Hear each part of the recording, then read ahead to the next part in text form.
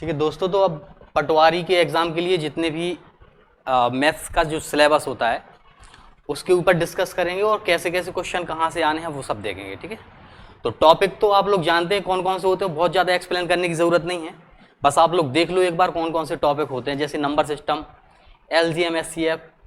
ये ऐसा कभी होता नहीं है कि कोई एग्ज़ाम हो और उसमें ये पेपर में क्वेश्चन ना आए SCF LGM से। ठीक है, नंबर सिस्टम में कहने को नंबर सिस्टम इतना सा लगता है, लेकिन इसमें बहुत सारी चीज़ें हम लोग पढ़ेंगे। अभी इसमें नेचर ऑफ नंबर पढ़ेंगे, nature of number, nature of number पढ़ना पड़ेगा, मतलब कि कौन सा इवन है, ऑड नंबर है, कि प्राइम है, कि को प्राइम है ना, नेचुरल नंबर है, ये सब चीज़ें इनके अंदर हम देखेंगे। कौन से वाले में? नंबर सिस्टम के अंदर का, है ना। इसके बाद देखें रेशियो, प्रोपोर्शन, डिस्काउंट, मतलब ये सब टॉपिक हैं जिन पे ज़्यादा हमें टाइम वेस्ट नहीं करना, केवल आप तो देख लो कि ये वाले टॉपिक हमें करने हैं, है ना। और इसके बाद ये वाले देखो, प्रॉब्लम ऑन एजेस, बोल देते कि दो बंदों की एज अभी प्रेजेंट में इनका रेशियो गिवन होता है और पहले का रेशियो गिवन होता है, फिर वो पूछता है कि या तो प्रेजेंट में लोगों की एज क्या होगी या कब होगी। ठीक है, तो ये एज के ऊपर टॉपिक आएगा अपना। Percentage, profit and loss, simple interest, compound interest, ये जानते ही होंगे आप लोग। ये साधारण ब्याज, है ना, साधारण ब्याज, और ये चक्रवृद्धि ब्याज, कंपाउंड इंटरेस्ट, जिसको हम CI भी बोल देते हैं शॉर्ट में। ठीक है, फिर इसके बाद देखो time and work and distance भी आ जाता है, टाइम एंड वर्क आता है, डिस्टेंस, टाइम एंड डिस्टेंस आ जाता है। यहाँ से हमने, ठीक है, यहाँ से देख लें अपन, टाइम एंड डिस्टेंस लिख देते हैं इसे, टाइम एंड डिस्टेंस, है ना। तो देखो एक पोर्शन है अपने टाइम एंड वर्क और एक टाइम एंड डिस्टेंस भी होता है। अभी पाइप एंड टंकी भी आता है, ये इससे कोरिलेट होता है। कुछ टॉपिक ऐसे होते हैं कि जो कोरिलेट होते हैं। ठीक है, अगर एक को हमने बहुत अच्छे से समझ लिया तो दूसरा वाला टॉपिक बिल्कुल उसी पे बेस होता है। ये अगर आपने बहुत अच्छे से समझ लिया टाइम एंड वर्क, तो ये पाइप एंड टंकी है ना, पाइप एंड टंकी बिल्कुल इजीली आएगा, कुछ नहीं रहता फिर उसमें, है ना। बहुत सारे टॉपिक हैं ऐसे। जैसे हम लोग यहाँ से अगर रिलेट करना चाहें तो जैसे परसेंटेज से आप पढ़ोगे, percentage, profit and loss, simple interest, compound interest, सब में परसेंटेज ही तो है। और फिर आप देखेंगे एक टॉपिक और होता है डिस्काउंट, डिस्काउंट होता है। तो अगर आपने परसेंटेज की बहुत अच्छे से समझ ले ली तो परसेंटेज के बाद profit and loss, simple interest, discount, ये सब के सब एक बार में खत्म होते हैं। ठीक है, कॉन्सेप्ट यहाँ पे टाइम एंड वर्क अगर आपने कर लिया तो यहाँ पे पाइप एंड टंकी खत्म हो जाएगा। थर्ड, अगर आपने टाइम एंड डिस्टेंस बहुत अच्छे से समझ लिया, टाइम एंड डिस्टेंस, उसी में आता आपका बोर्ड एंड स्टीम आ जाता है। और ट्रेन वाला टॉपिक आपने पढ़ा होगा, ट्रेन, ट्रेन वाले क्वेश्चन होते हैं। तो ये वाला जो पोर्शन है ये यहाँ से कोरिलेट होते हैं, तीनों टॉपिक। ठीक है, इसके बाद देखें, अच्छा सिंप्लीफिकेशन, है ना। तो ये तो हम बचपन से ही पढ़ते आ रहे हैं। सिंप्लीफिकेशन में बोल देते हैं भाई बोर्ड मास, बोर्ड मास का जो रूल लगता है ना, आप जानते होंगे। इसको जब पढ़ेंगे तो बहुत अच्छे से डिटेल में देखेंगे। अभी तो ये है कि फालतू में बिना टाइम वेस्ट करें हम जल्दी जल्दी से एक बार टॉपिक देखें, उसके बाद जो कॉन्सेप्चुअल चीज़ें हमें पढ़नी हो, जो पूरे टॉपिक में यूज़ करेंगे हम, उनके ऊपर कुछ क्वेश्चंस भी देखेंगे और कॉन्सेप्ट देखेंगे। ठीक है ना। अच्छा, ये क्वाड्रेटिक इक्वेशन, वर्गीय समीकरण जिसको बोलते हैं हिंदी में, जैसे आप लोगों ने पढ़े होंगे एक्स स्क्वायर, है ना, प्लस 2x और प्लस 3 ऐसे कुछ करके और is equal to 0, 10th class में पढ़ते थे। फिर इसका मल्टीप्लाई करते थे, हाँ आएगा कौन सा, ये वाला क्वाड्रेटिक इक्वेशन, हाँ बीजगणित में आ जाएगा। ये वर्गीय समीकरण कहलाता है। ठीक है, बीजगणित अलग से ही रहेगा अपना बीजगणित। ठीक है, प्रोबेबिलिटी भी पूछा जाएगा, पटवारी में प्रोबेबिलिटी भी पूछा जाता है, परमुटेशन कॉम्बिनेशन भी पूछा जाता है। भले बहुत हाई लेवल का नहीं पूछा जाता, बहुत हाई लेवल का नहीं पूछा जाता, लेकिन अपना नॉर्मली जितने क्वेश्चन बनते हैं ऐसे, जैसे आपको बोल देगा कि हम ये प्रोबेबिलिटी की बात करें, बोल देगा कि एक ताश की गिड्डी है, उसमें से आपने एक किंग निकाला, तो वो किंग निकालने की प्रोबेबिलिटी क्या होगी। इस टाइप के छोटे छोटे से क्वेश्चन आएंगे, ज़्यादा टफ नहीं, है ना। या फिर आपने एक कॉइन टॉस करा, वो एक कॉइन टॉस करने की प्रोबेबिलिटी क्या होगी, हेड आने की, या फिर 2 कॉइन टॉस करोगे, है ना, तो वो पढ़ेंगे अपन लोग। अच्छा, फिर इसमें ज्योमेट्री, मेंसुरेशन और ट्रिग्नोमेट्री। ट्रिग्नोमेट्री तो बहुत ही ना के बराबर, आपने भी लास्ट टाइम देखा होगा कि उसमें नहीं ज़्यादा पूछता, ट्रिग्नोमेट्री वगैरह से क्वेश्चन नहीं होते, लेकिन मेंसुरेशन से तो भर के क्वेश्चन आते हैं। मेंसुरेशन में आता क्या अपना, अच्छा ये डेटा इंटरप्रिटेशन, फिर इसमें कुछ नहीं है। इसमें आपका अगर ये ऊपर वाले ये रेशो,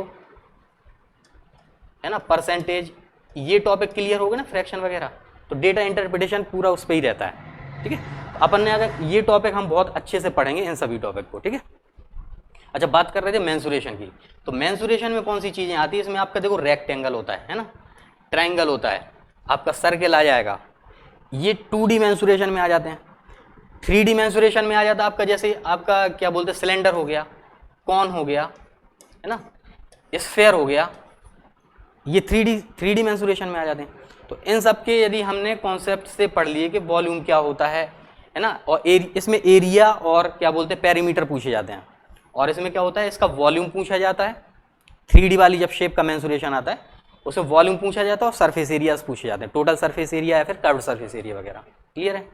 बस तो ये जल्दी से हमने मोटा मोटा सा डिस्कस कर लिया यहाँ पे जितनी भी चीज़ें थी कि इतने टॉपिक हमारे पूछे जाएंगे। इसमें से और भी चीज़ें पूछी जा सकती हैं। देखो वाइड है, बहुत ज़्यादा वाइड अपना ये टॉपिक है, मतलब मैथ्स।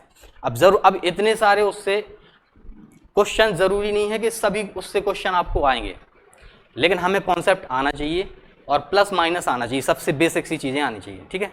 कुछ टर्मिनोलॉजी होती है जिसके बारे में कभी कोई सुनता भी नहीं है, कभी कभी ऐसा भी होता है और वो क्वेश्चन आ जाता है।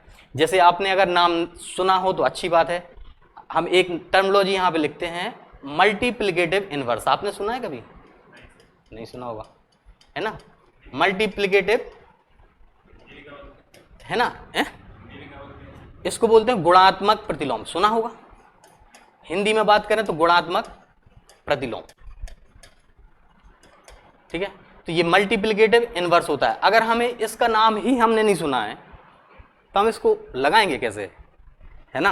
और होता कुछ नहीं, देखना अभी सब टॉपिक देखेंगे अपने। मल्टीप्लिकेटिव इनवर्स हो गया, देखो, और आगे चल के जो टॉपिक हम देखेंगे, देखो अभी आपने व्युत्क्रम भी नहीं सुना होगा, क्या पता? ये हाँ, ये इनवर्स, ठीक है। तो अगर सुना है तो अच्छी बात है। देखो रेसिप्रोकल होता है, ठीक है। अब इस पे कुछ क्वेश्चन बनेंगे रेसिप्रोकल पे, वो हम लगा के देखेंगे। तो इनकी पहले समझ देंगे हम क्या होता क्या है। ये देखो एडिटिव इनवर्स सुना होगा क्या? सुना होगा, लेकिन बहुत दिनों से नहीं पढ़ा तो वो क्या रनिंग में नहीं होती चीजें, तो नहीं आती, ठीक है। और दूसरा क्या, मल्टीप्लिकेटिव इनवर्स। मल्टीप्लिकेटिव ये क्या होती है, ये सब चीजें अभी हम बताएंगे और इनको लेकर के चलेंगे। पूरा कॉन्सेप्ट पहले बेस बनाएंगे। जितने भी आगे के टॉपिक हम पढ़ेंगे ना, ये परसेंटेज हो गया, फ्रैक्शन हो गया, रेशो हो गया, उन सब में एक ही लगभग कॉन्सेप्ट लगेंगे अपने। तो सबसे पहले जरूरी है हमें कॉन्सेप्ट बिल्डअप करना। क्लियर है? तो इन सब चीजों को धीरे धीरे, छोटी छोटी चीजों को सीखेंगे, फिर आगे बढ़ेंगे, ठीक है।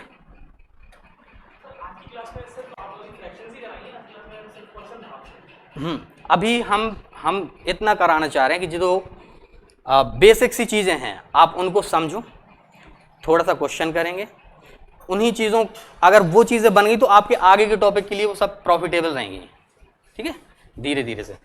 अच्छा, अब देखो फ्रैक्शन भी हम लोग देखेंगे। फ्रैक्शन होता क्या है? फ्रैक्शन क्या होता है, जैसे फ्रैक्शन का मतलब होता है कि कोई भी चीज हो उसको बराबर बराबर पार्टों में तोड़ना, फ्रैक्शन।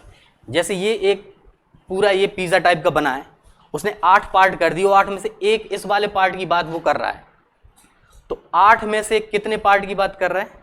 एक पार्ट की बात। तो टोटल नीचे लिखते हैं और जिस पार्ट की बात करता है वो ऊपर लिखते हैं, ठीक है। तो इनके बारे में भी अभी लगाएंगे सवाल, कैसे होते हैं, कहाँ से आते हैं। अच्छा, ठीक है।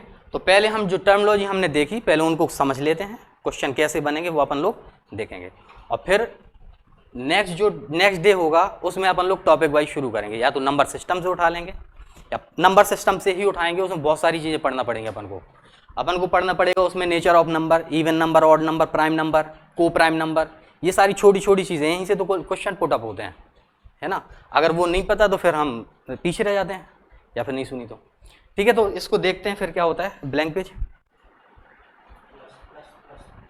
अच्छा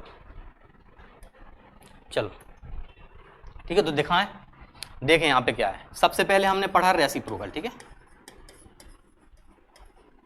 पहले इसको समझते होता क्या है रेसिप्रोकल। जैसे हम बात करेंगे, यहाँ पे लिखा है x अपॉन वाई। आपसे बोला जाए कि x अपॉन वाई का रेसिप्रोकल क्या? y upon x। सीधा बात है, जो ऊपर रहता है इस वाले को बोलते हैं हम न्यूमिरेटर, जानते हैं अपन, न्यूमिरेटर,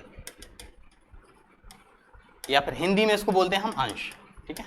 और जो नीचे वाला होता है इसको बोलते हैं डिनोमिनेटर, है ना, डिनोमिनेटर। डिनोमिनेटर ये होता है हर। क्लियर है? तो ये अंश होता है और ये हर कहलाता है।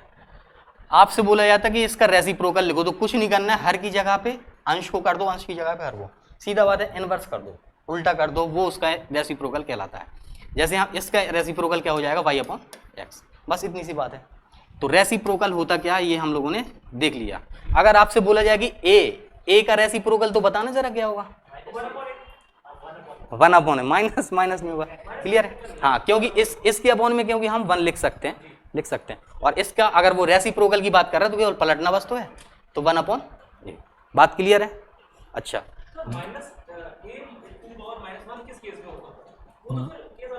हाँ वो जो अपन पढ़ते हैं ना, ये एक्सपोनेंट वगैरह पढ़ते हैं, हाँ वो भी हम बताएंगे, अभी बता देंगे, कोई दिक्कत नहीं। हाँ हाँ वो हो जाएगा, चलो ठीक है ना। तो अभी अब अगर आपको क्वेश्चन हम यहाँ पे देखते हैं, आपसे इसके सम बनते हैं, जैसे फ्रैक्शन वाले नंबर हैं, फ्रैक्शन वाले नंबर को जोड़ना, जैसे 1/2 आपसे बोला जाएगा 1/2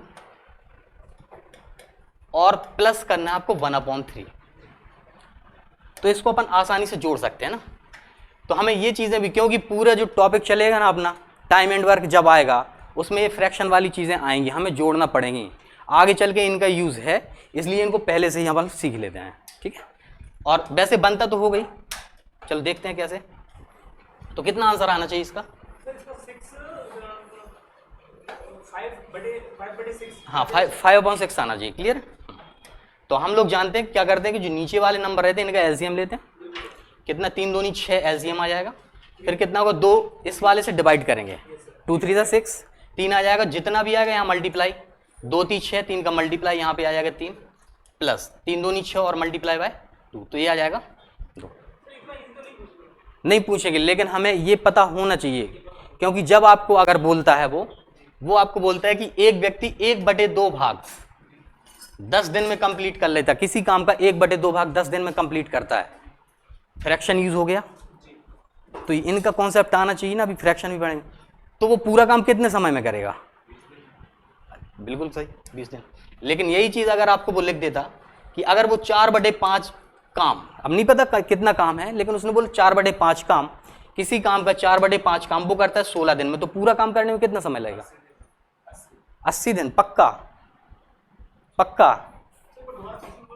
हाँ 20 दिन रहेगा, ठीक है। किसी काम का 4/5 काम करता है 16 दिन में, तो कंप्लीट काम करने के लिए कितना समय लगेगा, 20 दिन लगेगा, क्योंकि टोटल अभी देखा था आपने, थोड़ा सा पार्ट आया था फ्रैक्शन का, जो टोटल पार्ट ये होता है, जिसमें से 4 पार्ट करने के लिए उसको लग रहा है 16, तो पूरा कंप्लीट अगर 5 पार्ट करेगा तो यहाँ पे कितना हो जाएगा 20। मतलब फ्रैक्शन की समझ होनी चाहिए, जैसे आपसे बोल दिया गया 1/3 काम ए ने कंप्लीट कर दिया, समझ रहे ना, और 1/4 काम बी ने कंप्लीट कर दिया, आप कितने भी दिन में कराओ। अब आपसे क्वेश्चन वो बोलेगा कि बकाया काम कितना, यूज हो गया इसका कि नहीं, फ्रैक्शन के जोड़ वोड़ का यूज हो गया कि नहीं। तो ये चीजें हमें सब आगे यूज होंगी, इसलिए हम उन चीजों को सबको पढ़ेंगे अभी, ठीक है। अगर वो बोलता है बहुत शानदार तरीके से, उसकी आपको टेंशन लेने की जरूरत नहीं, आप जो भी पढ़ेंगे बिल्कुल आपको ऐसा बनेगा, बिल्कुल ओरली कर पाएंगे क्वेश्चन, कुछ क्वेश्चन तो ऐसे वो ओरली हो जाएंगे। हाँ फ्रैक्शन में बताओ 1/5 आएगा, है ना। तो ये छोटी छोटी चीज है जो हम बताना चाह रहे हैं, ठीक है। तो ये फ्रैक्शन के जोड़ हालांकि आते हैं सभी को, कोई बड़ी बात नहीं है। इस वाले का 1/5 आएगा, इसका 1/5 आएगा, चलो तो ये जोड़ दिखा रहे हैं। सब क्वेश्चन ये था कि ए बंदा है, कोई काम था, 1/3 ये कंप्लीट कर देता है, और बी बंदा आता है और जितना भी काम था उसका 1/4 ये कंप्लीट करके चला जाता है, पूरे काम का टोटल का। ए आता है 1/3 कर दे चला जाता है, बी आता है 1/4 काम करता है वो चला जाता है। तब वो बोलता है कि अब रिमेनिंग वर्क कितना पार्ट बचा है। तो जब भी पार्ट की बात हो इसका मतलब वो फ्रैक्शन में वैल्यू चाह रहा है, ठीक है। तो अब कितना पार्ट बचा होगा, तो आप सोचो कितना। तो पहले तो आप ये निकाल लो कि इन दोनों को जोड़ करके काम हुआ कितना है, तो यूज हो गया, देखो इसका क्लियर है। तो हम यहाँ पे क्या करेंगे, 12 एलसीएम लेंगे, जैसे हमने सीखा अभी। कितना करेंगे, 3 चौको 12 और 4 एकम 4 प्लस 4 × 3 = 12 3 एकम, मतलब कितना आ जाएगा 7/। तो ये 7/12 काम कंप्लीट हो चुका है, रिमेनिंग कितना 5 बचेगा, 5 केवल 5 लिखेंगे क्या? चल देखो 5/12 आएगा। देखो देखो क्लियर, समझे समझे समझे। देखो टोटल 12 काम था, जिसमें से 7 कंप्लीट हो चुका है, रिमेनिंग कितना? 5। कितने में से? क्लियर है? तो 12 में से 7 काम कंप्लीट हो चुका है, रिमेनिंग बचा 5। तो कितना पार्ट बचा वो ये पूछ रहा है, मतलब टोटल में से कितना बचा है। क्लियर है? तो ये होती हैं रेसिप्रोकल के सम। अब तो हमसे बनते हैं रेसिप्रोकल का सम क्या, तो रेसिप्रोकल भी जानते हैं, ठीक है। हम जोड़ और गुणा भी जानते हैं। हम जानते हैं कि a प्लस बी बोलोगे तो बोल देंगे कि दो संख्याओं का योग होता है, और a और b बोलोगे तो मल्टीप्लाई। चलो अगर आपको एक छोटा सा क्वेश्चन बोला जाए, यहां पे हम लिख दे रहे हैं,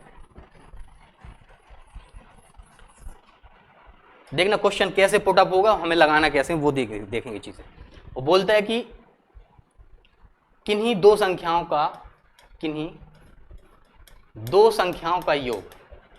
का योग मान लेते हैं 12 है, तथा उनका गुणनफल कितना? 35 है। तो दोनों संख्याओं के व्युत्क्रम का, देखो व्युत्क्रम भी यूज हो गया, रेसिप्रोकल। तो दोनों संख्याओं के व्युत्क्रम का योग क्या होगा, योग कितना होगा, वो आपसे पूछता ही है। तो अब बताओ क्या इसका यूज नहीं होगा? यहां पे यूज होगा। तो डायरेक्ट इतना सा क्वेश्चन नहीं देगा, लेकिन ये चीज हमें यूज करना पड़ेगी, और कैसे अप्लाई करना वही तो सीखना है। तो क्वेश्चन आपके पास इतना, चाहो तो लिखो और इसको यूज करो। थोड़ा सा अगर लगा पाते हैं तो लगा के हमें बताओ इस वाले क्वेश्चन का आंसर क्या होना चाहिए। हाँ, क्वेश्चन एक्सप्लेन करते हैं। किन्हीं दो संख्याओं का योग दिया गया हमें, तथा उनका मल्टीप्लिकेशन गिवन है, तो दोनों संख्याओं के व्युत्क्रम का योग हमें चाहिए, रेसिप्रोकल का सम चाहिए।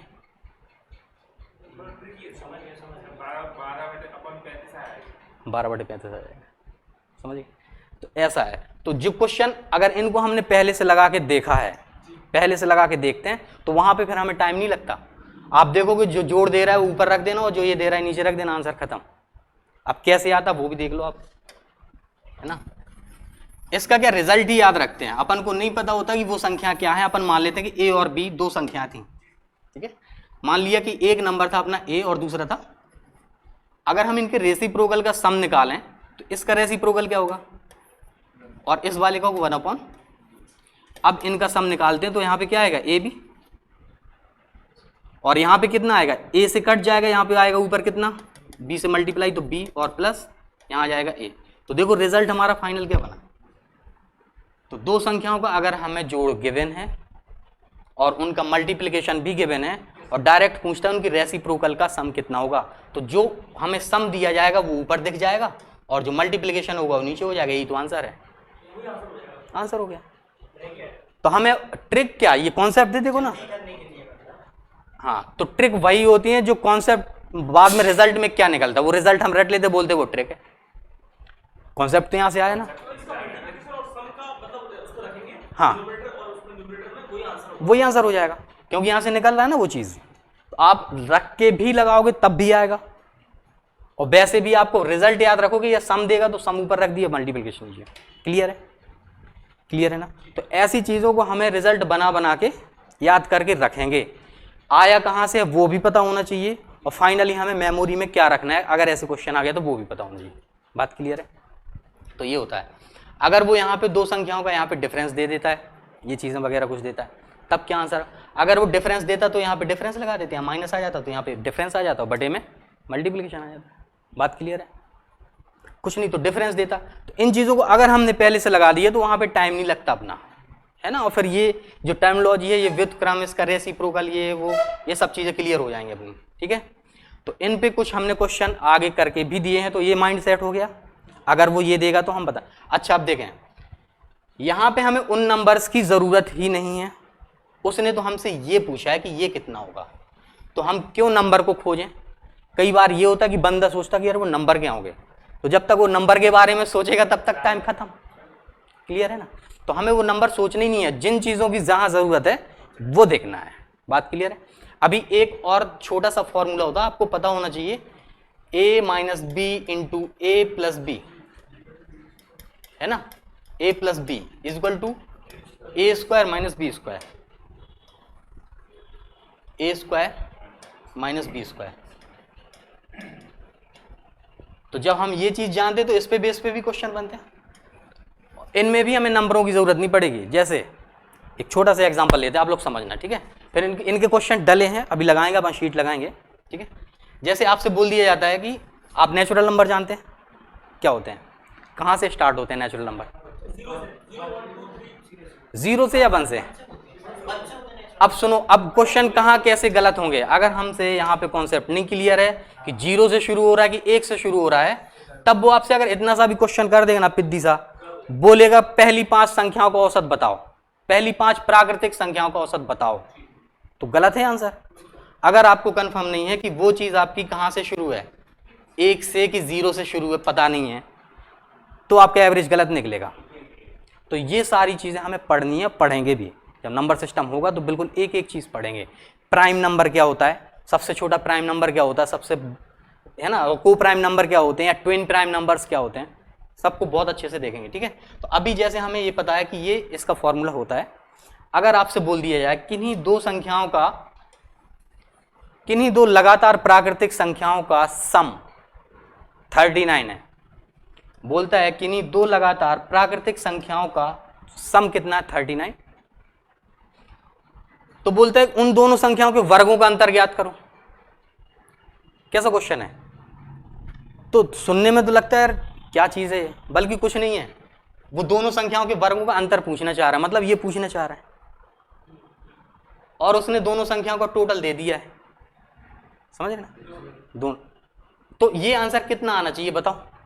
अब यहां से भी हमने बता दिया, हमें ये चाहिए। लैंग्वेज में सुने बोला दोनों संख्याओं के वर्गों का अंतर क्या होगा, मतलब बस, मतलब ये जानना चाह रहा हूं, वर्गों का अंतर यही तो है, और ये बराबर होता है a plus B into A minus B, A plus B into A minus B, और a प्लस बी की वैल्यू उसने आपको दे रखी है, और अगर हम जानते हैं कि प्राकृतिक संख्या क्या है, तो वो चीज अंडरस्टूड है। अगर आप जानते हैं तो क्या होना चाहिए वहां पे? क्वेश्चन समझे, क्वेश्चन पहले समझते हैं क्या है, हैं? क्वेश्चन समझते हैं। किसी भी नंबर में 1 से मल्टीप्लाई करो तो 1 कम हो जाता है ना, ऐसे ही है क्या? चल देख, क्वेश्चन आपका ये था, लगातार, है ना? क्वेश्चन आपका था लगातार दो प्राकृतिक संख्याओं का योग, सॉरी दो लगातार प्राकृतिक संख्याओं का योग कितना, 39 है, तो उनके वर्गों का अंतर क्या होगा, तो उनके वर्गों का अंतर क्या होगा? क्वेश्चन इतना,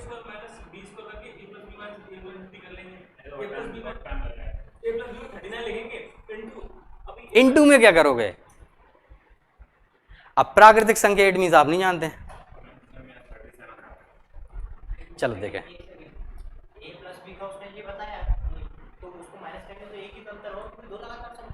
अंडरस्टूड है। कोई भी आप दो लगातार प्राकृतिक संख्या उठाओ, कोई सी भी, कितना गैप रहता है? ये तो अंडरस्टूड था ना, कितना आएगा?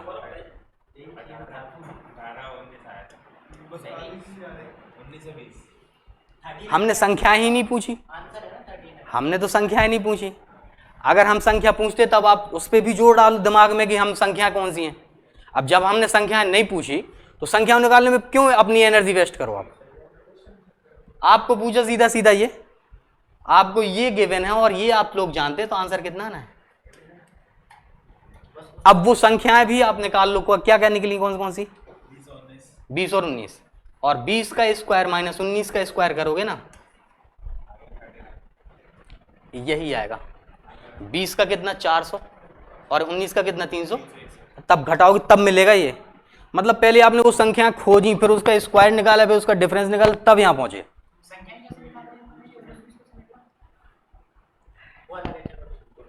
वो भी बताते कैसे निकला, वो भी पता, वो चीज भी सीखनी, वो भी इंपॉर्टेंट है, वो भी बहुत काम आती है, कैसे निकला ये, है ना। तो यहां तक पहले ये कॉन्सेप्ट क्लियर हुआ कि नहीं। तो यहां पे हमें जरूरत नहीं थी वो संख्या क्या है। देखो आपको क्वेश्चन ये था, आपसे ये वाली चीज पूछी गई थी, क्लियर है, ये आपको गिवन था, ये अंडरस्टूड है कि दो कॉन्जिक्यूटिव नेचुरल नंबर जब भी आप लेंगे तो उनका डिफरेंस 1 होगा। तो ये चीज अंडरस्टूड थी, हमने पुट कर दी, और ये हमें चाहिए था। मल्टीप्लाई करोगे तो 1 का मल्टीप्लाई, ध्यान रखना यहां पे क्या देता है, वो प्राकृतिक संख्या लिखता है कि सम संख्या लिखता है कि विषम संख्या लिखता है। अगर वो सम लिखेगा तो डिफरेंस अंडरस्टूड है, कितना होता है 2 होगा। विषम लिखता है तो उसमें भी 2 का होता है कि नहीं। तो ये छोटे छोटे से ऐसे क्वेश्चन आते हैं भैया, ऐसे आते हैं, है ना। तो इन पे हमें बस उनके कॉन्सेप्ट देखना है कि क्या है। अब यहाँ पे हम अगर वो नंबर निकालने बैठे तो कोई जरूरत ही नहीं नंबर की, हमें तो सीधा रिजल्ट चाहिए ना, और वो रिजल्ट हमें यहाँ से मिलना है। बात क्लियर। तो इस टाइप के भी क्वेश्चन को हमें देखना पड़ेगा। अब जैसे आपने बोला कि ये कैसे यहाँ पे आया कि 19 और 20 कैसे निकाल लिए, है ना। तो देखो ये भी चीज लिख के रख लेना, ये भी चीज लिखना है ना। अब जैसे आपको बोला जाए कि a प्लस बी, मतलब दो संख्याओं का जोड़ कितना आपको गिवन था कि नहीं, और दोनों का डिफरेंस आप जानते हैं, जानते कि नहीं। जब आपके पास दो इक्वेशन आ गई तो यहां से a और b की वैल्यू नहीं निकाल पाओगे, आएगी कि नहीं। तो अब देखो, अब हमें फिर भी यहां पे भी चीजें अब रट के रखनी है। कैसे, एक तो लगाएंगे तो आ जाएगा कि जब हम जोड़ेंगे तो ये कट जाएगी चीजें। 2a इक्वल टू आएगा कितना, तो a इक्वल टू कितना आ जाएगा 20 आ जाएगा कि नहीं, ये कट जाएगा। लेकिन अगर हम b वाली वैल्यू निकाल लें, a plus B equal to 20 और a minus B equal to 1, यहां पे हमें b वाले की वैल्यू निकालना है, तो क्या करोगे, यहाँ पे ये घटाओगे और ये कितना आ जाएगा, यहाँ पे 39 था, है ना, 39 था, तो ये 38 आ जाएगा। सो ये वाली चीज कट जाएगी, वो बचेगा कितना 2b इक्वल टू 38, तो b इक्वल टू कितना। ये क्वेश्चन पता है ये चीज कहां है अप्लाई होगी।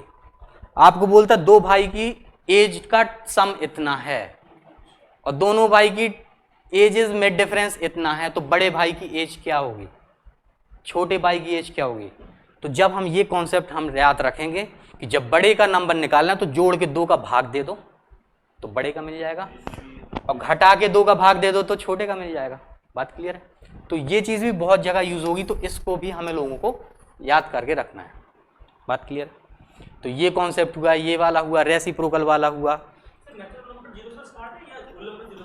होल नंबर 0 से स्टार्ट होता है, ठीक है।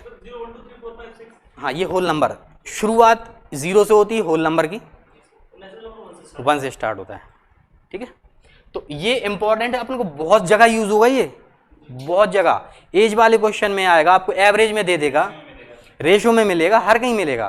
तो ये बेसिक सी चीजें हैं जो हमें याद करके रखनी चाहिए। क्लियर है। चलो अब देखो, अब दूसरी चीज आती, दूसरी टर्म, अभी इनके क्वेश्चन भी डले वो अब लगाएंगे अभी, है ना, कॉन्सेप्ट बस अभी माइंड में करते चलो फिर देखते हैं। अच्छा, दूसरी चीज आपका जो लिखा था एडिटिव इनवर्स, यार एक बार में कैसे जाएगा, नेक्स्ट पेज खोल लीजिए।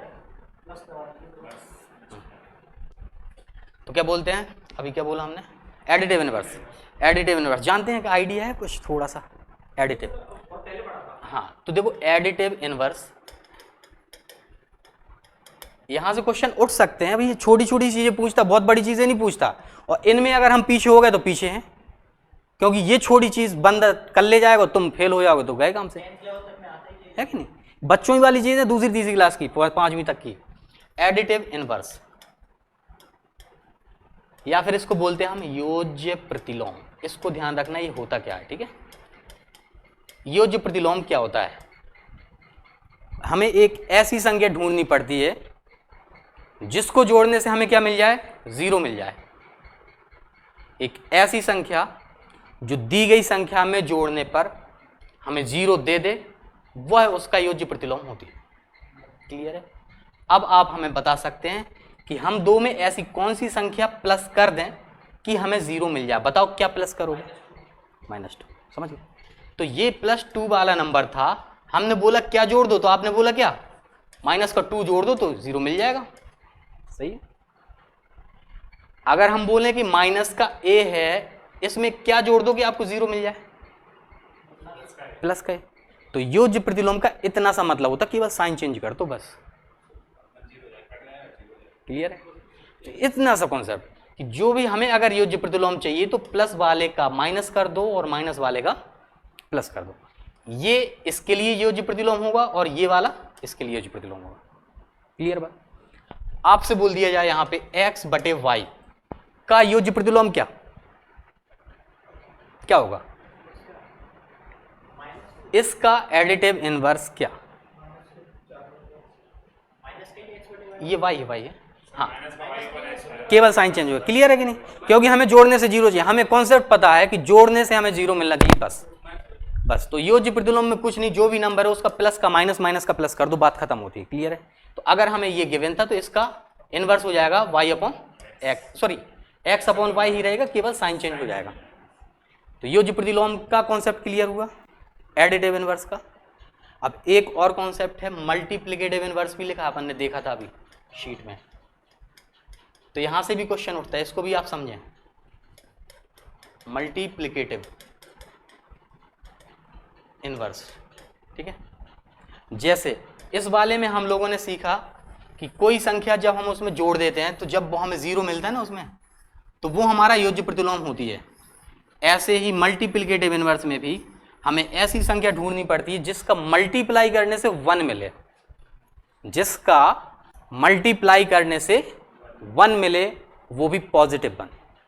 क्लियर है? पॉजिटिव 1 मिलना चाहिए तो हमारा क्या हो जाएगा, वो उसका मल्टीप्लिकेटिव इनवर्स कहला जाएगा। ठीक है? अब जैसे हम आपसे बात करें, यहां पे ये लिखा है a का मल्टीप्लिकेटिव इनवर्स क्या होगा? वो तो योज्य प्रतिलोम है। -a इसको गुणात्मक प्रतिलोम बोलते हैं। ठीक है?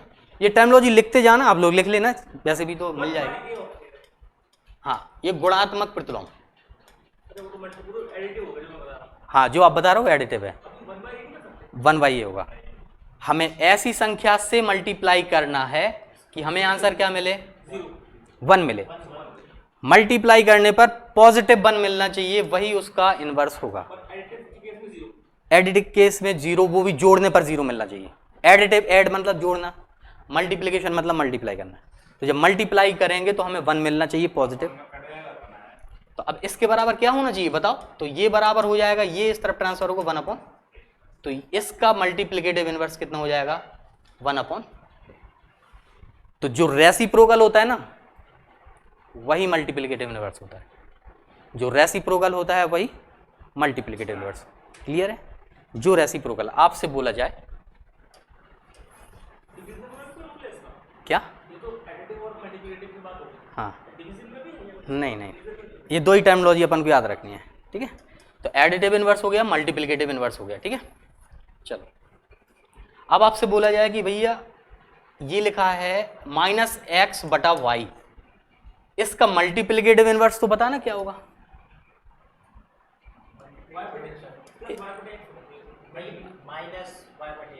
हाँ, कि +y/x। साइन से कोई लेना देना नहीं, केवल पलटना है अपन को, माइनस लगा रहने दो। क्योंकि अगर आपने माइनस का साइन चेंज करा तो वो आंसर हमें काय में मिलेगा, माइनस का 1 मिलेगा। लेकिन थ्योरी क्या बोलती है, पॉजिटिव 1 चाहिए। क्लियर है? तो ये यहां से क्लियर हो गया, गुणात्मक प्रतिलोम और योज्य प्रतिलोम। क्लियर है? तो ये हमारा प्लस का 1 मिलना चाहिए। तो ध्यान रखना, यहाँ पे जो मल्टीप्लिकेटिव इनवर्स होता है वो केवल रेसिप्रोकल होता है और कुछ नहीं, केवल उसका उल्टा। साइन से कोई छेड़खानी नहीं, केवल उसको पलट दो, वो उसका रेसिप्रोकल कहला जाता है। ठीक है? 0 का रेसिप्रोकल कैसे 0 हो सकता है? क्या होगा बताओ? अच्छा, आप हमें पहले एक छोटी सी बात बताओ कि अगर हम किसी भी संख्या के 0 के बड़े में कोई सा भी नंबर रखें, हमें बराबर क्या मिलना? लेकिन अगर हम किसी नंबर के बटे में 0 रखें तो वो नंबर आ जाएगा इन्फिनिटी आएगी। इसीलिए 0 का समझ गए, 0 का इनवर्स क्या होगा? इन्फिनिटी। इन्फिनिटी होगा या फिर 0 का इनवर्स, हाँ 1/0 इन्फिनिटी हो जाएगा, ऐसे बोल सकते हो अपन। क्योंकि किसी भी नंबर की बटे में, किसी भी नंबर के बटे में आप 0 रखोगे तो इन्फिनिटी मिलेगा। क्लियर है? ऐसे बोल सकते हैं हम। आगे बढ़ें तो हमने देखा गुणात्मक प्रतिलोम क्या होता है, मल्टीप्लिकेटिव इनवर्स, एडिटिव इनवर्स क्या होता है, हम लोगों ने रेसिप्रोकल का सम भी देखा कैसे निकालते हैं। ठीक है, अच्छा इसके अलावा हमें और क्या सीखना है, और वो भी देख लिया अपन ने, a + b a - b वाला फॉर्म, वो बहुत जगह यूज होता है, इसीलिए हमने यहाँ पे पहले से ही लिख दिया कि इन चीज़ों को अपन कम से कम ध्यान में रखेंगे और आगे क्योंकि उनका यूज होगा। क्लियर है? तो अब शायद जितने क्वेश्चन हमने डाले हैं वो इसमें आ जाएंगे और जो भी नए से लगेंगे अपन देखेंगे। ठीक है, अच्छा थोड़ा सा फ्रैक्शन के बारे में और बता देते हैं आपको। फ्रैक्शन एक्सप्लेन नहीं करा अभी, फ्रैक्शन क्या होता है ना, जैसे अभी आपने बताया कि जितना भी टोटल होता है वो नीचे रखते हैं और ऊपर में वो पार्ट रखते हैं जिसके बारे में बात हो रही है। जैसे हम यहाँ पे रख दें 1/4, 1/4, इट मीन्स टोटल पार्ट आपके पास 4 थे जिनमें से वो एक पार्ट के बारे में बात कर रहा है। अगर आपसे बात बोल देता है कि किसी धन का या किसी दूरी का या किसी भी चीज़ का फ्रैक्शन में वैल्यू दे रहा है, बोलता है 1/4 का मतलब, मान लो कोई रुपए अमाउंट दे रहा है, बोलता है 1/4 का मतलब 20 रुपए है, तो वो अमाउंट क्या होगा? 80 हो जाएगा, क्योंकि टोटल 4 है जिसमें से 1 यूनिट का मान वो हमें दे रहा है। हमें 1 यूनिट का मान पता है तो टोटल तो यही होता है नीचे फ्रैक्शन में, तो टोटल 4 यूनिट का मान कितना हो जाएगा? 20 को 80। बात क्लियर है कि नहीं? और ये अप्रोच हम जितने भी टॉपिक लगाएंगे ना हर कहीं यूज होगा। इसको यूनिटरी मेथड बोलते हैं। यूनिटरी मेथड मतलब एक एक नियम, पहले हमें 1 यूनिट का मान निकाल लो, जितने यूनिट का चाहिए उससे मल्टीप्लाई कर दो। पूरी मैथ में यही यूज होना है, चाहे आप इससे ही बनते हैं, चाहे तो आप वो पढ़ो, क्या बोलते हैं, रेशियो एंड प्रोपोर्शन पढ़ो। रेशियो एंड प्रोपोर्शन वो भी क्या है, जैसे आपको A/B लिखता है वो भी तो A/B कहलाता है। चाहे आप परसेंटेज पढ़ लो, परसेंटेज भी क्या है, ये भी तो फ्रैक्शन ही है, 25/100। क्लियर है कि नहीं? तो ये जो फ्रैक्शन है ना बहुत इंपॉर्टेंट चीज है, बहुत इंपॉर्टेंट। तो इसको अप्लाई कैसे करेंगे वो देखना। तो यहां से 1/4 हो जाएगा, तो ये भी तो फ्रैक्शन है। तो फ्रैक्शन में आप इतना समझो, जो नीचे पार्ट होता है वो टोटल होता है, ऊपर वाला पार्ट जिस पार्ट के बारे में हम बात करते हैं वो होता है। और कभी भी वो आपसे पूछा कि कितना भाग भरा या कितना भाग खाली, कितना पार्ट, जहां से बात आ जाए कितना पार्ट, मतलब वो चीजें फ्रैक्शन में पूछ रहा है।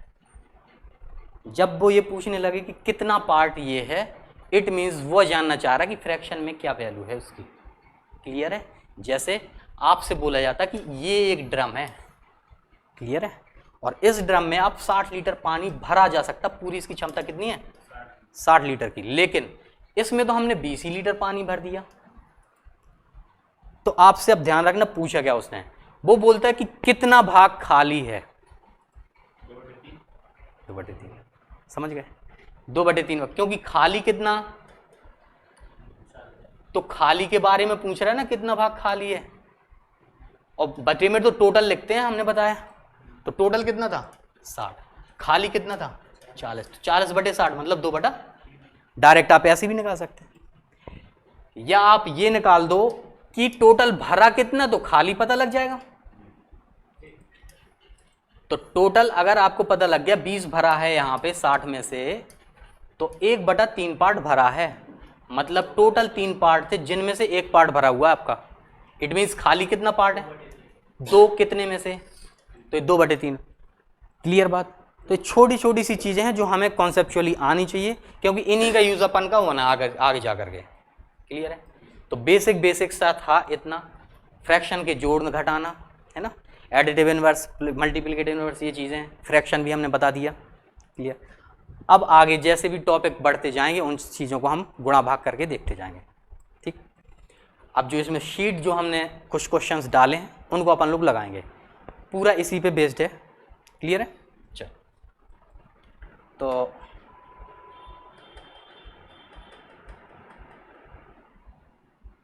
चलो देखें। देखो पहले हमने क्या लिखा, सम और डिफरेंस फ्रैक्शन लाइक ये, इनका जोड़ना घटाना सीखना था, वो सीख लिया अपन ने। मल्टीप्लिकेटिव इनवर्स, एडिटिव इनवर्स, ये भी सीख लिया था, है ना। ए स्क्वायर माइनस बी स्क्वायर, ये वाली चीज़ें भी सीख ली हमने, ठीक है। फ्रैक्शन क्या होता है, टोटल पार्ट नीचे रख दो और जिस पार्ट के बारे में बात हो रही है वो वाला ऊपर रख दो, फ्रैक्शन कहलाता है। यहाँ भी देखो, अगर ये 3 पार्ट हैं और वो बोलता है कितना पार्ट रंगा हुआ है, तो 1 पार्ट भरा हुआ, टोटल है कितने, तो 3 में से 1 पार्ट भरा है, मतलब 1/3 भाग भरा है। तो फ्रैक्शन में नीचे टोटल आता, ऊपर जिस पार्ट के बारे में बात कर रहे हो तो वो। अगर वो बोल देता कि यहाँ पे खाली कितने पार्ट हैं, तो 2/3, तो 3 में से 1 भरा है तो 2/3 आपका खाली हो जाएगा, ठीक है। चलो ऐसे ही इसमें देखो, टोटल 2 पार्ट हैं जिनमें से 1/2 भरा है, यहाँ पे 1/4 भाग भरा। क्वेश्चन अब लगाते हैं। जितनी हम लोगों ने चीज़ें आज सीखी हैं, छोटी छोटी सी सीखी, भले हमने छोटी छोटी चीज़ें सीखी लेकिन कॉन्सेप्चुअल थी, वो लगाई। अब क्वेश्चन लगाएंगे हम। जब नेक्स्ट क्लास अपन लेंगे तो उसमें एक टॉपिक शुरू करेंगे नंबर सिस्टम से, और उसमें देखेंगे नेचर ऑफ नंबर, प्राकृतिक संख्या क्या होती हैं, होल नंबर मतलब पूर्ण संख्या क्या होती हैं, इवन नंबर, ठीक है, और सम विषम, ये सब चीज़ें, प्राइम नंबर, को प्राइम नंबर, ये सब देखेंगे, ठीक। तो अभी ये लगा लेते हैं, जितने 10-15 क्वेश्चन होंगे लगाते हैं, ठीक है। चलो इसका आंसर चाहिए हमें। हाँ, ड्रम का कौन सा भाग खाली है, ड्रम का कौन सा भाग खाली, ध्यान रखना फोकस की। हाँ, इन अ ड्रम ऑफ, एक ही ड्रम है, 80 लीटर का एक ड्रम, 30 लीटर पानी बाहर हो गए ना उसमें, ठीक है। तो अब क्या होना चाहिए, देखो आंसर आपका आंसर 3/8 भी है, 5/8 भी है ऑप्शन में, है ना, 3/11 भी है और 5/11 भी है। क्या आंसर होना चाहिए, 5/8, ठीक है, 5/8, ठीक है। तो हमें ध्यान रखना, फोकस करना, उसने लास्ट में क्या चीज़ पूछी है वो उस पर फोकस करना, खाली पार्ट, क्लियर है ना। क्योंकि जल्दबाजी में हम आंसर लगा देते हैं कि ये वाला, अपन ने देखा हो लास्ट में पढ़ा ही नहीं, हम पहले प्री डिसाइडेड रहते हैं कि उसे यही पूछना है, और जबकि वो लास्ट में घुमा देगा आपको, ठीक है। तो लास्ट सेंटेंस में पूछने सबसे पहले फोकस किया करो, उसने पूछा क्या, खाली नहीं है, नहीं पढ़ पाते, खाली नहीं है मतलब भरा है कि नहीं, तो वो घुमाता है। इसीलिए हम बोलते हैं कि जो लास्ट में है ना, लास्ट के सेंटेंस पे अपन कंसंट्रेट करें, उसने क्या पूछा है पहले उसको क्लियर करो, वो क्या जानना चाह रहा है, तब फिर अपन बताएंगे आंसर, क्लियर है। लगाते तो बनता है, 3/8 निकल आया अपना, और 3/8 लगा दोगे, लगेगा अरे यार बहुत मजा आया, अब तो 1 नंबर तो पक्का। हम पहले ऐसे ही लगाते थे, हमें भी लगता और तब तक हम 1 नंबर जोड़े रहते जब तक आंसर शीट नहीं आ जाती है। हमारे साथ भी ऐसा होता था, हर किसी के साथ। चलो आगे बढ़े, तो इसका आंसर क्या होना चाहिए हमारा, 5/8, क्योंकि वो खाली पार्ट की बात कर रहा है। तो खाली टोटल 80 था, जिसमें से 50 खाली है, तो 5/8। कितना भाग खाली या भरे की बात हो तो फ्रैक्शन में बात होती है, और वो तब तक काटते रहते हैं जब तक कट ना जाए, पूरा पूरा कटता रहता, क्लियर है। नेक्स्ट करें। एक टंकी का 1/4 भाग भरा, अभी भी 15 लीटर उसमें पानी भरा जा सकता है। टंकी की क्षमता क्या,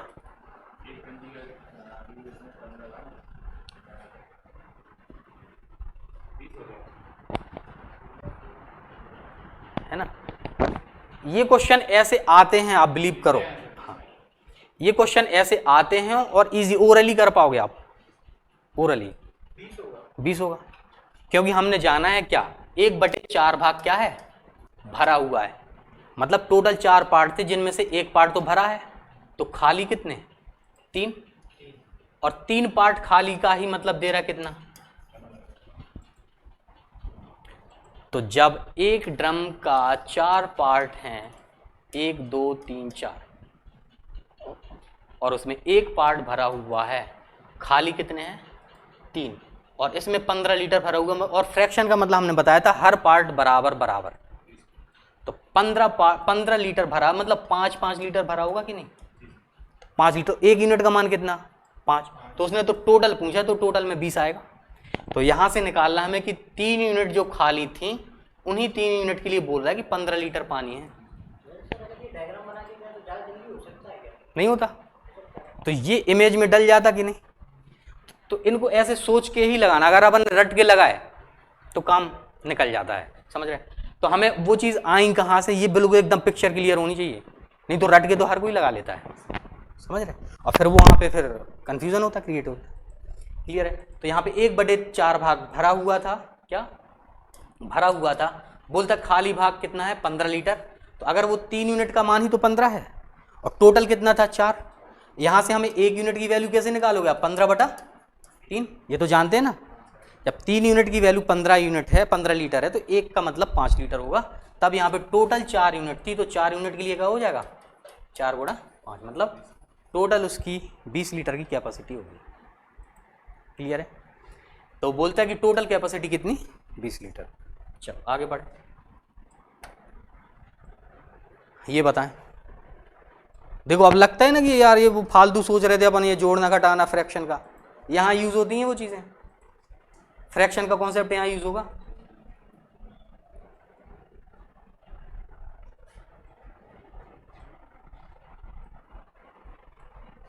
तो एक एक करके, बिल्कुल ऐसा आपका कोई एग्जाम में ऐसे क्वेश्चन नहीं होंगे, मतलब पढ़े ना। और है क्या इसमें जो अपन ने अभी पढ़ा है जोड़ घटाना, उसके अलावा कुछ है? हाँ 18 है। अब देखना जो हमने पढ़ा है ना उसके बाहर कुछ नहीं है इसमें। देखने में लगा अरे यार कहाँ से आ गया। कॉन्सेप्ट हमने सीखा है। वो बोलता है एक बांस था, उसमें 1/3 भाग कैसा है, 1/2 भाग ये है भाई, ये इतना लंबा बांस। तो 1/3 भाग यहाँ पे होगा कहीं लाल, कितना 1/, और 1/2 भाग है ना, 1/2 भाग मतलब इतना आधा, 1/2 भाग। तो ये वाला कितना है, पीला है, तो 1/2। तो अब ये बताओ कि 1/3 और 1/2 जब दोनों को आप टोटल करोगे तो बकाया का बच जाएगा ना। तो दोनों जब टोटल करोगे तो कितना आ जाएगा 6, और ऊपर कितना 2 + 3 मतलब 5/6। तो 5/6 में ये जो चीज़ है ना, ये कलर वाली चीज़ है, कौन सी, रेड प्लस येलो पीला, ये वो वाला पार्ट, टोटल पार्ट कितना 6, जिसमें से बकाया कलरलेस कितना होगा 1 पार्ट, और उसी 1 पार्ट की वैल्यू कितनी 3 दे रहा है। तो टोटल तो 6 यूनिट था। अब ध्यान रखना उसने पूछा क्या, अभी तो उसने ठीक है टोटल पूछा, उसने कुल लंबाई, वो केवल इतना पूछ सकता था कि रेड कितना है, समझ गए, रेड कितना है। तो हम टोटल निकाल लेंगे और टोटल में से 1/3 कर देंगे तो आंसर मिल जाएगा 6, समझ गए ना। तो इतने छोटे छोटे से कॉन्सेप्ट ये वहीं से तो आए हैं। जैसे अपन ने शुरू में लगा तो अपन ने बोला कि ये इतने छोटे छोटे क्वेश्चन आते हैं क्या, उतना डायरेक्ट नहीं देगा लेकिन उनका यूज होगा, अप्लाई होंगी वो चीजें। पहले पूरा क्वेश्चन था कि पहली वाली लाइन थी, पहले अपन उससे पहले निकालो 3 मीटर वाला पढ़े ना, हाँ तो उससे थोड़ा जल्दी होता है क्या, पहले वाला, पहली वाली जो लाइन थी ना, अभी अपन उससे पढ़े और उससे सॉल्व करके निकाल लें तो उससे थोड़ा जल्दी हो जाएगा क्या? नहीं उसको नहीं कर सकते ना, अब दोनों का टोटल दिया है उसने, नहीं निकलेगा, नहीं निकलेगा। पहले आप टोटल निकालो। देखो ये बहुत तरीकों से लगाए जा सकते हैं। आप x मान के भी लगा सकते हो कि माना कि वह बांस की लंबाई x थी, फिर इसका 1/3 है। हमें अप्रोच कहाँ लगानी है, कैसे लगानी, वो इम्पोर्टेंट है, ठीक है। और ऐसे ही देखना आप टाइम एंड वर्क के जब क्वेश्चन लगाएंगे उनमें भी यही चीजें यूज होंगी। इतने दिन तक का काम कर दिया मतलब इतना पार्ट का, बहुत जल्दी निकलता। अब कैसे कैसे यूज होगा, देखो यहीं पे देख ले, एक छोटा सा मान लेते, एक बंदा ए था, उसने 2/3 काम कंप्लीट कर, टाइम एंड वर्क ये, एक बंदा ए था, उसने किसी काम का, ये एक काम था उसके पास, उसने 2/3 काम कंप्लीट कर चुका है, और जो रिमेनिंग वर्क था ना, रिमेनिंग वर्क को बी ने 15 दिन में करा। क्वेश्चन है टाइम एंड वर्क का है, अप्रोच क्या यूज हो रही है, फ्रैक्शन। तो इसीलिए हम बोलते हैं कि इन चीजों में जो छोटी छोटी हमने पढ़ी ना ये यूज होती रहनी लास्ट तक, ठीक है। चल देखें, तो बोलता है कि यदि ए ने 2/3 काम कंप्लीट कर चुका है और रिमेनिंग वर्क बी 15 दिन में करता है रिमेनिंग वर्क, तो बी उस पूरा काम कितने दिन में करेगा, बी के लिए पूछेगा कि पूरा काम कितने दिन में करेगा। चलो क्वेश्चन ये है, ए ने 2/3 काम कंप्लीट कर चुका, रिमेनिंग वर्क बी का है, जितना भी बचा होगा वो बी ने 15 दिन में करा। तो बी यदि वो पूरे काम को करेगा तो कितने समय में करेगा, करेगा कि नहीं? अप्रोच चाहिए, नाम टाइम एंड वर्क का आ गया है तो फ्रैक्शन। तो यही कह रहे, तो वो चीजें अपन को यहाँ पे सीख ली नहीं, अप्लाई अपन आगे तक करते रहेंगे उनका। समझ रहे इंपॉर्टेंस क्या है उनका? हाँ, तो अब देखना कितना रिमेनिंग कितना बचेगा। देखो फ्रैक्शन ही तो है, 3 टोटल था, 2 कंप्लीट हो चुका, बचा कितना, 1। कितने में से? तो 1/3 पार्ट जब कंप्लीट हो चुका है, सॉरी 2/3 कंप्लीट और 1/3 रिमेनिंग, इस काम को कर रहा है वो 15 दिन, मतलब 3 में से 1 काम की वैल्यू, 1 काम को 15 दिन में, तो टोटल 3 काम कितने दिन में? 45 डेज में। यही तो अप्रोच लग रही है। आप ऐसे लिख सकते थे, नहीं तो जो बचा हुआ काम है ना, रिमेनिंग वर्क, जो भी टोटल वर्क था, टोटल वर्क, ऐसे भी आप सोच सकते थे इसको थोड़ा सा, जो भी टोटल वर्क था उसका 1/3 पार्ट कितने दिन में हो रहा है, सॉरी 15 दिन में, उसका 1/3 भाग 15 दिन में, यही तो कर रहा है अभी। तो वो टोटल वर्क कितने दिन में करेगा, ये उस तरफ जाएगा, उल्टे से मल्टीप्लाई हो जाएगा, तो टोटल वर्क हो जाएगा कितना हमारा 15 और मल्टीप्लाई हुआ 3/1, तो टोटल फिर भी आंसर कितना, 15 थी 45। समझ गए? तो ये अप्रोच जो सीख रहे हैं वो आगे तक काम आएगी, ये मान के चलना, ठीक है? और धीरे धीरे ऐसी और भी सीखेंगे जो चीज़ जहाँ यूज होंगी। क्लियर? नेक्स्ट करें। और ये तो बांस वाला तो लगभग आता ही रहता, आप भी बोल रहे हो, देखा है हमने, बांसी वाला तो है। अच्छा अच्छा, बस कॉन्सेप्ट, बस वही, उन्हीं को अपन को, हाँ चल देखें ये।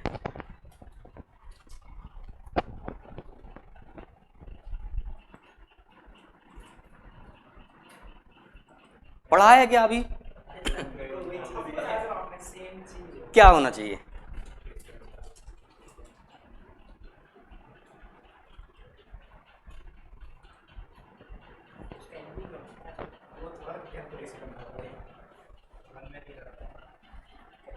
कोई नहीं, शुरुआत में होता है, शुरुआत में पेन उठाना पड़ेगा।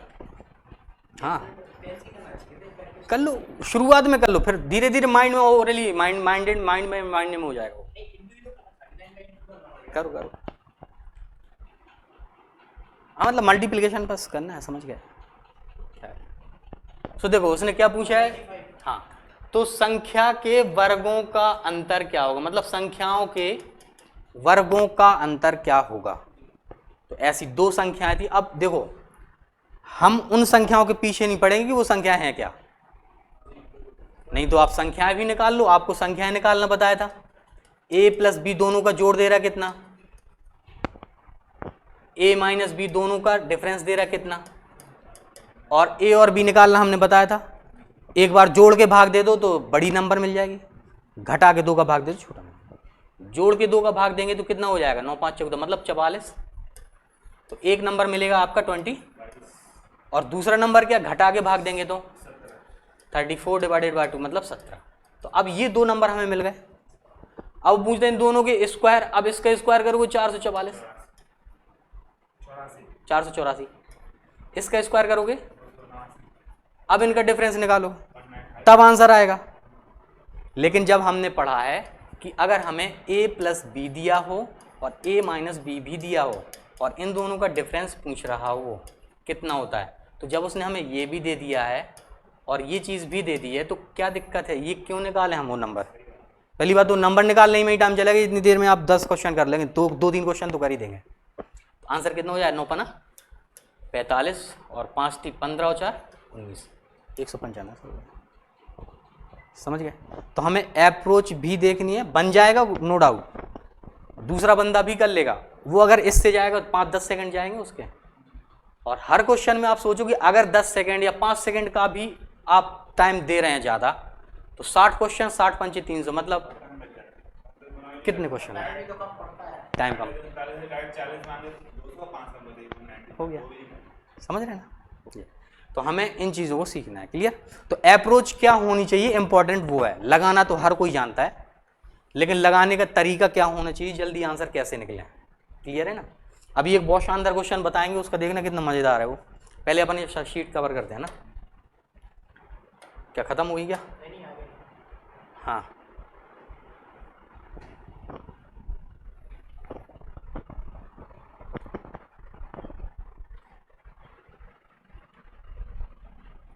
क्या हमने पढ़ाया थोड़ी देर पहले, है ना?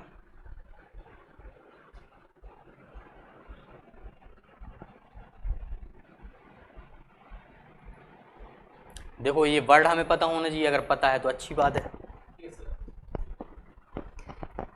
क्योंकि हम सीधे गए एग्जाम में बैठ कर रेसिप्रोकल ही का पता नहीं है क्या होता है, सॉल्व ही नहीं कर पाओगे क्योंकि मीनिंग ही नहीं जानते। क्या पूछना है? 15 8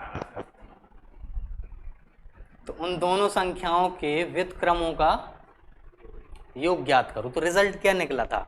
जो जोड़ आया था वो ऊपर निकला था और जो गुणा आया था वो नीचे निकला था। 760।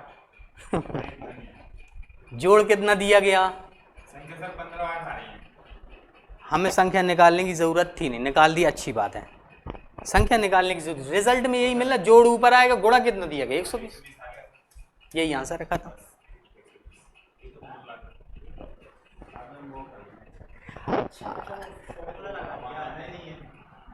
हमें संख्या निकालने की जरूरत है क्या? उसने क्या पूछा? तो ऐसे क्वेश्चन भी आते हैं, आप देखना लास्ट टाइम के पेपर में ऐसे भी क्वेश्चन आते हैं।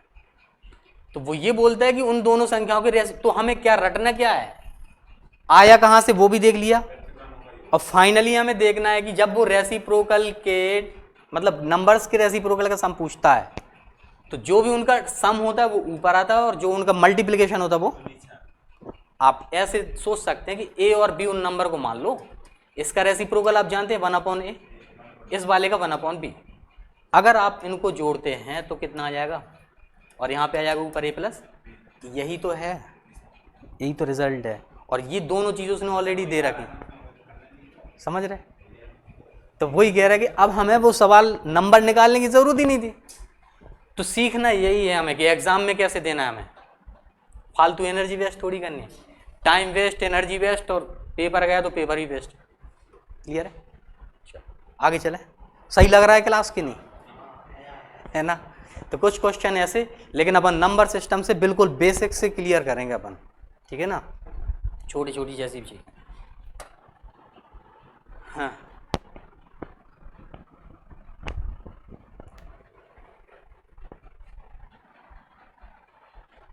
देखते ही आंसर आने 8/84। कटेगा तो काटना पड़ेगा, है ना? कटेगा तो काटना पड़ेगा। 2/21, ठीक है?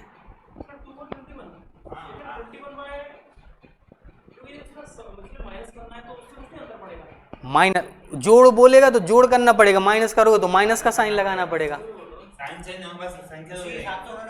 हाँ, तो जब वो अंतर देगा तो उनका अंतर ही पूछेगा, और जोड़ देगा तो जोड़ पूछेगा। समझ रहे? तो और वो फिक्स पैटर्न पे लगभग क्वेश्चन डालते ही है, ज़्यादा उल्टे सीधे घुमा के ही डालता। जो पैटर्न पे आने, अब इसका रेसिप्रोकल 1/a। हाँ, और क्या, अपन को स्मार्टनेस वही होना चाहिए। अगर आपको ये लग रहा है ना कि आप 2 + 3 जोड़ने में आपका हर बार 6 आ रहा है और आपको पता है ये ऑप्शन में नहीं मिल रहा है, तो आप उसमें ही नहीं लग रहे, उसको छोड़ो, आगे बढ़ो, जब भले इतना सा भी ना आ रहा हो। आपको समझ में आया बात? क्वेश्चन नहीं आ रहा है, छोड़ो, आगे बढ़ो, नहीं तो आप खूब आए थे। हम तो बोलते हैं आप थोड़ा सा भी फंस जाओ, जो वन साइड में नहीं बन रहा है, क्वेश्चन नहीं लगाओ, तब देख लेंगे जब टाइम बचेगा, और गारंटी है कि टाइम बचना नहीं है, बचना ही नहीं है। इसमें 5 मिनट अगर आपने खपा दी तो 5 मिनट वो और आगे का प्रेशर और अलग से, वो दिमाग खराब। फंसना तो इतना सा भी नहीं है, आपको नहीं बनता। 120 क्वेश्चन तक आप देख भी नहीं पाओगे 1 घंटे में, तो हम वो क्वेश्चन क्यों लगाएं जो टाइम हमारा ले रहा है? तो वन साइड वाले जो क्वेश्चन है एक बार में आ रहा है वो लगाओ, समझ रहे? CGL में 1 घंटे में 100 करने पड़ते हैं, ठीक है? तो इसको देखें, यहाँ पे क्या AB और यहाँ पे B - A। अब उसने बोला डिफरेंस ज्ञात करो, क्या? तो आप ये नहीं सोचना कि A में से B घटाया कि B में से A घटाया तो -1, डिफरेंस हमेशा पॉजिटिव होता है। जैसे दो भाई हैं, उनकी एज का डिफरेंस पूछोगे तो आप डिफरेंस पॉजिटिव ही बताओगे, आप ये नहीं बताओगे -5 साल बड़ा है कि माइनस। क्लियर है? तो जब डिफरेंस आएगा तो डिफरेंस ऊपर कितना 8 और बटे में 84। अब इसको जब काटेंगे तो 4 दूनी 8, 4 दूनी 8, 4 एगा। अब तो कटेगा नहीं, तो आंसर हमारा ही होगा। हाँ नहीं, क्लियर बात, आगे बढ़े। हाँ, सब बताया है आपको, जानते भी हैं, लगाओ। और वो सब ऐसे क्वेश्चन रखेगा ऑप्शन,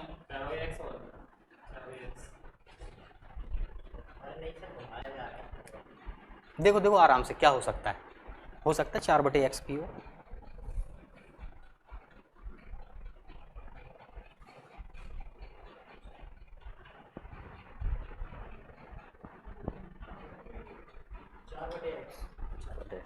है ना, इजी है, क्योंकि अगर हमने नहीं पढ़ा हो तो मान लो मल्टीप्लिकेटिव एडिट नहीं बनता सब। तो अपन को छोटी छोटी चीज़ सीख के चलना है।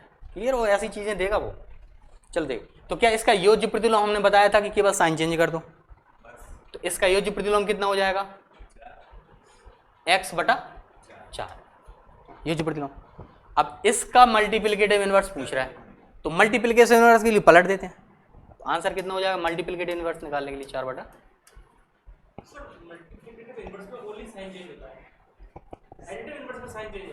और मल्टीप्लिकेटिव में पलट जाता है। Clear?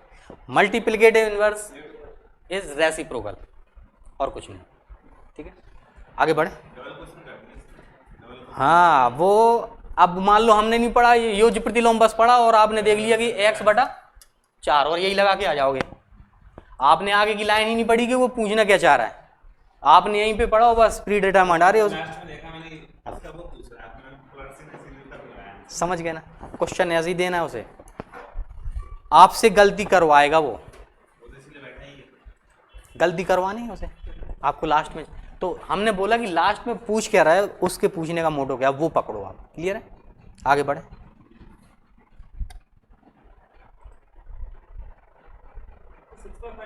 Six by five multiplicative केवल पलट दो, समझ गए? और आगे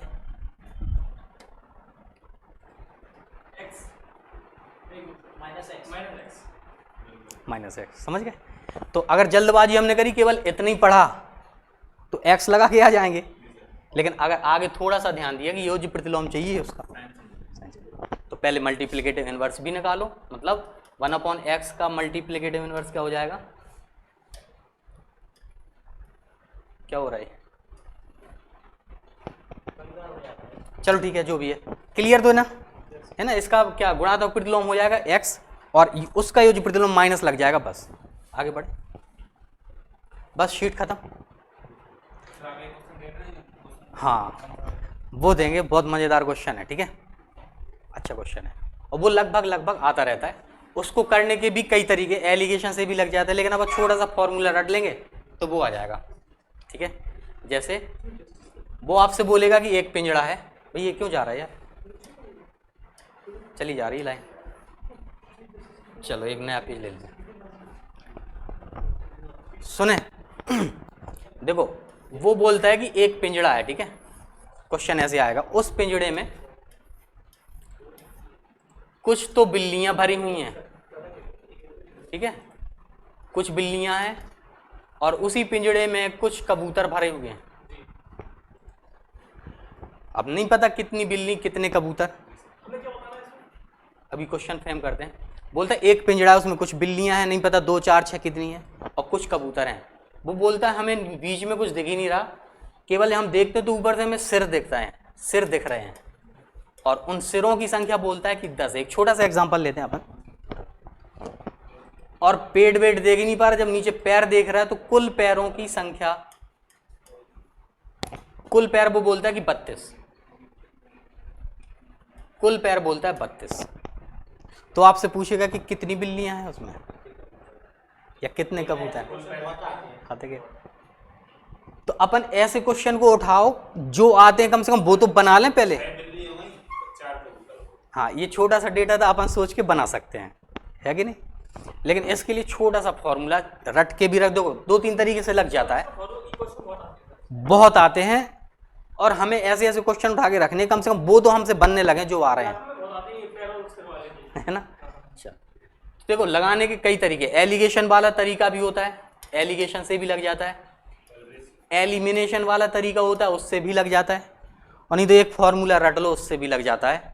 वो बोलता है पैर बटा 2 माइनस मुंडी कर दो, बस।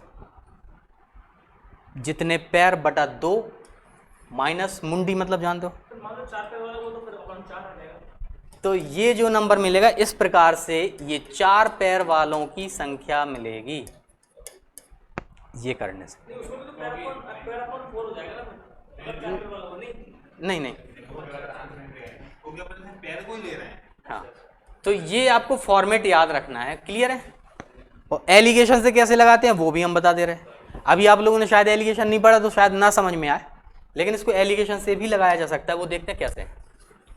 एलिगेशन बोलता है जब हमें 2 अलग अलग चीज़ें दी जाएं, उनका कॉमन चीज़ भी दिया जाए।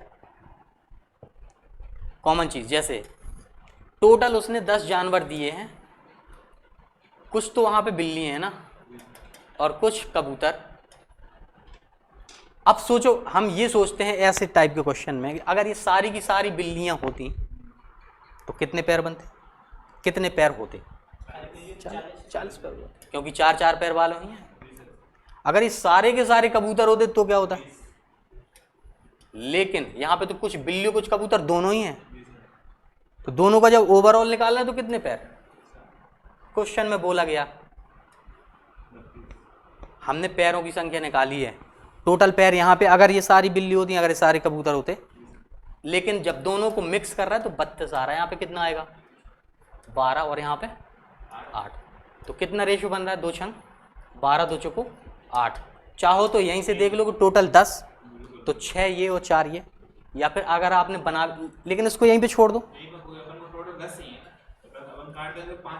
हाँ, फिर उसको करना पड़ेगा, समझ गए।